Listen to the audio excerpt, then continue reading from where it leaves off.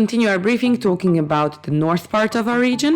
Here you can spend a week exploring, or even 2 if you plan to spend a little bit more time in Kornati archipelago or go further up.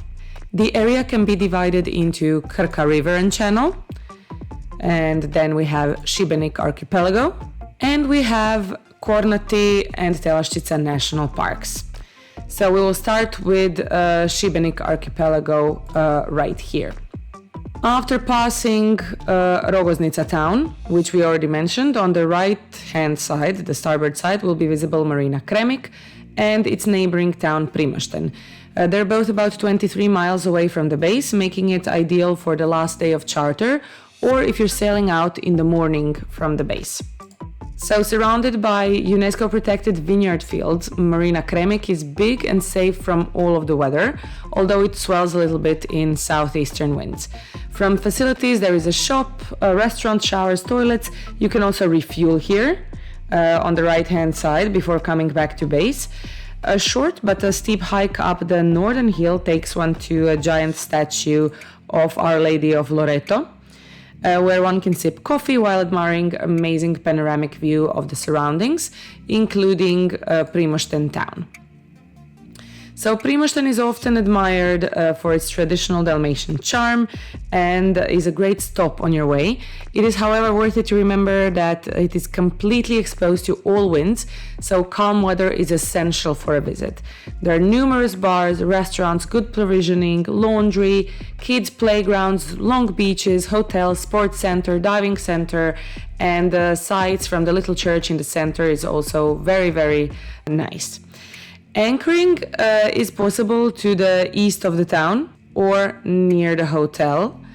The mooring buoys are payable to the harbor master, and the town quay here on the north side of the peninsula is very well equipped, but also very difficult to get into the high season unless you arrive before noon. The mooring buoys also get filled up by 2 p.m. at latest in high season. In Šibenik archipelago, there is a total of 3 towns that one can visit, and endless bays and coves just relaxing on anchor or a mooring buoy.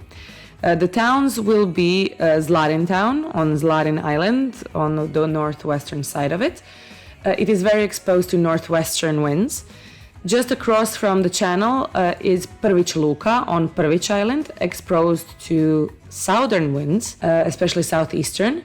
And a little bit further away is Kapria town, again on an island bearing the same name, and it's tucked away from the elements, but still a little bit exposed to northwesterly winds. Anchoring-wise, in case there are northerly winds, you may want to try anchoring on the south side of Zlarin, maybe Zmajan, or Žirje Island. If there are southerly winds, we recommend being in towns or buoys. However, in lighter winds, a bay called Marina is a great choice for anchoring. There is loads of other options along the tiny islands. Just be mindful of the weather if you are planning to anchor. Mooring bulls are mostly payable in this whole area. The payable ones are found in Zlarin town and in Prvić town. We also have mooring bulls which are payable in Tijat Island in the South Bay called Telaščica, then Kapria town, and on Kakan Island. Žirje Island will have Stupica Vela beach with payable mooring bulls, then Koromašna Bay and Tratinska bays. All of these bays we definitely do not recommend for the last night, as all of them will be more than 30 miles from the base. All of these bays as well have an option to eat out as well. They all have a restaurant close by. Let's go through some of these places one by one. So we will start with Zlarin town, on a car-free and plastic-free islands full of tradition, especially caring for their history with corals. Now there is a beautiful visitor center, definitely worth a peek. A small shop, not really well suited for full provisioning, but good for maybe water or small replenishments that you may need. Very nice family-owned restaurants or bars are here. We highly recommend Ivana's for some simple grilled food. Distance-wise, Zlarin is 10 nautical miles from Primošten town, and it takes some skill tying up here as there is always some northern winds in the afternoon. One would need to be in the town quay before 3 p.m. in high season in order to secure a spot. Electricity can very often trip here in high season, even while on the dock, because of big spenders. So we suggest caution on what things you turn on. There are no showers or toilets, and credit card payments are not possible here. When mooring, avoid the place where the ferry stops, so here, that would be the southwestern side of the quay. Mooring buoys are just next to the quay. Again, there can be some swell. Anchoring is allowed, but you will be charged a fee if you anchor within the breakwater. This place does not have any marinas. Prvić Luka, looking across the bay, is visible. So Skradin town is right here, and very close by Prvić Luka. Because it is so close to Šibenik town, a lot of medieval rich residents made their vacation houses here, including Faust Vrančić, the inventor. His work reminds of Leonardo da Vinci, and he was the first man to jump with a parachute in Venice. Visiting his museum in morning hours is very, very rewarding. It's found right next to the little quay. The promenade is really nice, and a lot of our guests go jogging here, maybe even all the way to the other side of the island. The restaurants here are not too expensive, and there is a couple of bars too. So the town quay moorings are on the breakwater, on the inside of the breakwater, and there is only one shower and toilet on the dock. There are no marinas, and mooring buoys and anchoring inside the breakwater, just like in Skradin, is payable. We recommend arriving before 2 p.m. in high season to catch a spot because this is a very, very small town. Capria town is in the southwest bay of the island, very remote and quiet. There are a couple of restaurants, very nice hiking trails, and a sandy beach. Town Quay is in the center of the town, and it also houses the ferry here on its northern side, but there are again no showers or toilets, and credit card payments are not possible. Be here by 4 p.m. for a spot. The mooring buoys in the bay are payable to the Port Authority, but if you reserve dinner at Liberty Restaurant, they can definitely help you to reserve one of the buoys. They're here on the south end of the bay, and next to them is a little sandy beach as well. They do a great cocktail as well. Anchoring in the bay is prohibited, but other bays like Eastern Nostra Vela, that direction, or Nostra Mala are lovely to drop an anchor, so more to the north from Capria town itself. Žirje Island and its bays Stupica Vela and Tratinska, also Koromašna, are a great stop on the way to or back from Kornati National Park. Mooring buoys here are payable, like we mentioned, but anchoring is possible in the neighboring bays or just a little bit outside of it. The restaurants in here are very, very well known for their delicious fish specialties, and they're family owned.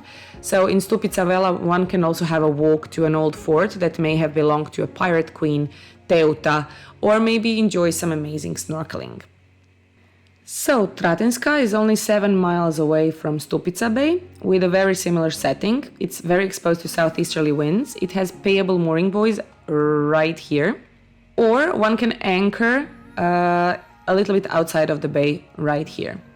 The restaurant here has a little bit more variety that they offer, and these both bays on Žirje Island are an excellent getaway into Kornati archipelago, which just starts around the corner here. From other islands and bays in Šibenik archipelago, we will separate out a couple where the mooring buoys belong to restaurants. On the consultations at the base or on MySea or Navily apps, you can find contacts and reserve the restaurants and buoys at least a day in advance in high season. All of these bays will be on Kakan and Capria Islands. So we will start with Kakan, that's an uninhabited island. On the north side, it is sheltered by 2 islands, Borovnjak Mali and Veli, making this lovely lagoon filled with payable mooring buoys or restaurant-owned mooring buoys and anchoring possibilities as well. It is exposed to northerly winds. So the balls here would be the ones in Tratica Bay. They're payable, about €40 a night. There is also a small restaurant called Paradiso here. Also payable are mooring balls here in Borovnjaci Bay, with the exception of Sedmo Nebo and Babalu restaurants, which are found here. They own their own mooring balls. On Capria Island, there are mooring balls in Remetic Bay. They're payable here. And in Kunjka Bay, where they are belonging to restaurants, as well as Spirito restaurant here. So Vela Nostra and Mala Nostra also offer mooring balls that belong 2 restaurants. From Šibenik archipelago, we will go into the St. Anthony Channel, passing by the town of Šibenik and up the river to reach Skradin town for Krka National Park entrance. So first we need to pass by the guardian of the channel, St. Nicholas Fortress, now under UNESCO protection. It is open to tourists and can be reached only with a boat from Šibenik town through the mouth of Krka river, and then you can enter the fortress as well. It was built for protection against the Turks, and it looked so powerful that an attack was never even tried on it. In this channel, sailing is not allowed and there is a speed limit of 6 knots. Anchoring is allowed inside the channel, right next to the fort. About Šibenik, we can say a lot of things. It's a town of kings, a town of forts, and the first to house a Michelin star restaurant in Croatia. If you like sightseeing, this is the town for you, with the UNESCO-protected St. Jacob Cathedral that we see now. That is only the tip of the iceberg. South of the town is the fueling station and Mandalina Marina, a part of the D Marine brand. And in the center is the town quay, slightly exposed to westerlies. Remember that this town quay has no electricity at this time, and to get a spot you don't really need to rush, as it gets full later in the afternoon. Anchoring is not allowed here, and there are no mooring balls. Just a small reminder that when you pass from Šibenik town into the Krka river going up to Skradin, you will be passing Šibenik bridge, so stay in the center. There is enough room for everyone. It is high enough, as you can see, for the sailing boats to pass through. After passing the 2 bridges, a lake and numerous mussels farms, so if you like seafood, it's very easy to stop by and buy some. They're very nice and you can cook them on board. In general, so about 8 nautical miles upstream from Šibenik town, you get to Skradin town. There is a busy ACI marina here, and at this time there are no mooring buoys and no anchoring is allowed in Krka river. The town quay covers a very small area right here. The rest of it is all ACI marina, so basically this is the only way to spend the night here in Skradin town. And it's quite a pricey marina as well. Even for a monohull up to some 40 feet, the price will be around 130, 140 euros for the night. Their busy day in high season is Tuesday, and the current here can get to 3 knots strong after heavy rain, so keep that in mind. The ferry taking the visitors to Krka National Park is situated right here. You can rent a bike as well and drive up maybe around 3 kilometers to the entrance of the park itself. We do recommend taking the ferry into the park because that is included in your ticket. Skradin has a lot more to offer, like delicious wine tastings or peka traditional dishes, so explore it to its fullest. We do recommend a restaurant called Toni or More and Prstaci. You can also climb up the little hill and have a great view of the town, but generally people are mostly coming here because of Krka waterfalls. So Krka river is 72 kilometers long with 7 amazing waterfalls. You can spend here 3 hours or 3 days wandering the pathways. Entrance ticket for grown-ups is around 40 euros at this moment. It's payable after the ferry ride to the entrance. We do suggest getting in early in the morning, so about at 8 a.m. to avoid the crowds. Swimming in the last waterfall is not allowed anymore. There are a couple of more places to spend the night on the mainland here. So there is an ACI marina in Vodice town and also in Jezera on Murter Island. I did say mainland, but Murter Island is connected with a bridge to the mainland, so this is kind of like mainland still. The Marine Marina, just like the one that we had here in Šibenik, is also found in a town called Tribunj. Tribunj also has a small town quay, which can get filled up in high season by 3 p.m. And anchoring is also allowed to the north of the town. Also nice anchoring is here on the south end of Murter Island. Both places for anchoring are very exposed to southerly winds, so take care while anchoring and double check your weather forecast. Tribunj is a little bit more traditional. It has a little church up the hill with a great view. There are numerous restaurants, bars, gelato shops, provisioning shops, ATM, and the post office here. And it's great really to visit for families with kids. It has a great traditional vibe here. The passage through here is passable with the boat. However, it varies on the tide, so double, triple check before doing that, or simply go around. We did say anchoring is possible. That's a little bit more to the north. There's some room and very, very exposed to anchor. Vodice, on the other hand, are a newer settlement. It's a very well-known place among Croatian locals for the nightlife. Just a bit to the east from the marina are popular clubs and bars like Hookah Bar. The town has all amenities from shops, restaurants, big provisioning shops, even some clothing stores. And the town has all amenities, even some international cuisine restaurants like a Mexican place called Santa Maria. There's a parrot there that takes tips, so a fun place to visit definitely. Getting into the marina, so the marina here is an ACI marina, is a little bit choppy in southerly winds. So to the north we have two parks. One is called Kornati and the other one is called Telaščica. Kornati is a national park and Telaščica is a nature park. You need a ticket to get into both for your boat. Kornati archipelago is about 20 miles long. It includes about 150 land units located either permanently or frequently above the sea level, and the archipelago makes 12% of all of the islands in the Croatian Adriatic. The underwater world is protected and the government is trying to have as few of the boats anchor around there as possible. If you do decide to go to Kornati, make sure you are well provisioned, as there are almost no shops around. This is a great area to escape to if one wants to avoid the hustle and bustle of high season and just enjoy sailing and nature. Entrance ticket is best bought online on official web pages np.kornati.hr or through the MySea app at least a day in advance, as the price is double if purchasing on the day of entry. One can buy a 1, 3 or 5 day ticket with or without access to Telaščica Nature Park as well. So read carefully what you are purchasing. If one decides to spend only one night in the park and to reserve a berth in Piškera Marina, then the price of the ticket is included in the Marina berth and there is no need to additionally purchase one by yourselves. We definitely recommend visiting the park website before arrival for a lot more information. You can even take a look at the 360 walkthrough. The price for a vessel between 7 and 11 meters for a 3-day ticket would be around 130 euros, or in high season 200. As mentioned, official anchoring in Kornati is not allowed. That is why mooring buoys are set up in the park that belong to the park, and they're included in the ticket price. They're to be found in the following bays. So Suha Punta with 10 mooring balls, Šipnate with 10 balls as well. Then we have Anica Bay on Levernaka Island with 12 mooring buoys. And we also have Kravljačica, Strižnja and Vrulje bays with about 40 mooring balls in between them.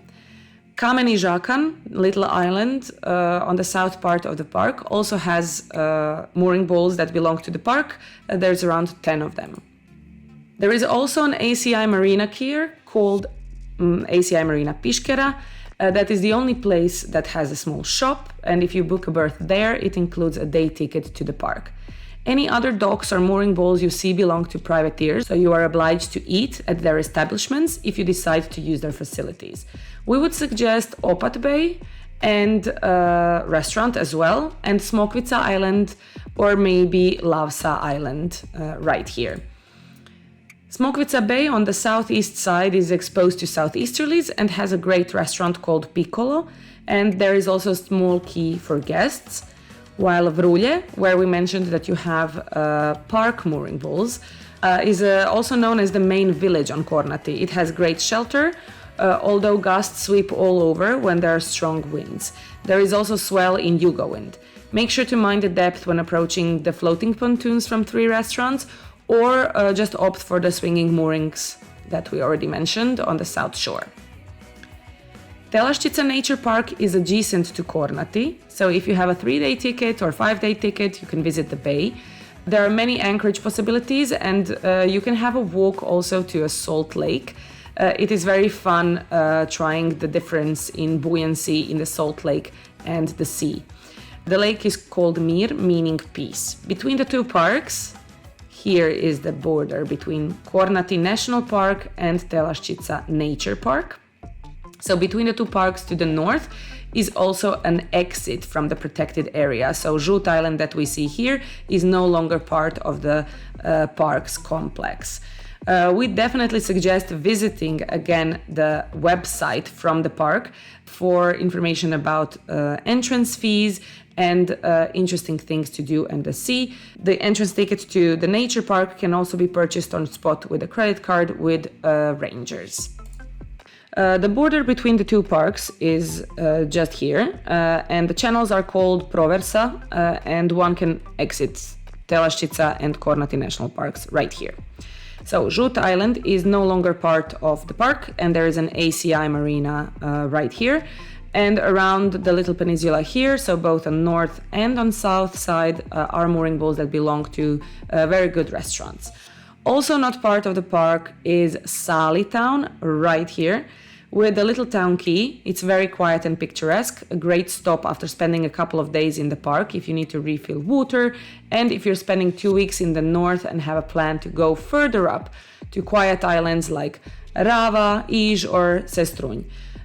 Please remember not to go beneath the bridge between the islands of Pašman and Ugljan. Your boats are not high enough unless you're on Power Cat to go in between these two. So either go up further north and around Ugljan Island if you want to see this side, or start moving from here. Also here in this section is some underwater reefs. They're very well marked on your charts, so please pay attention while you're passing through this area right here.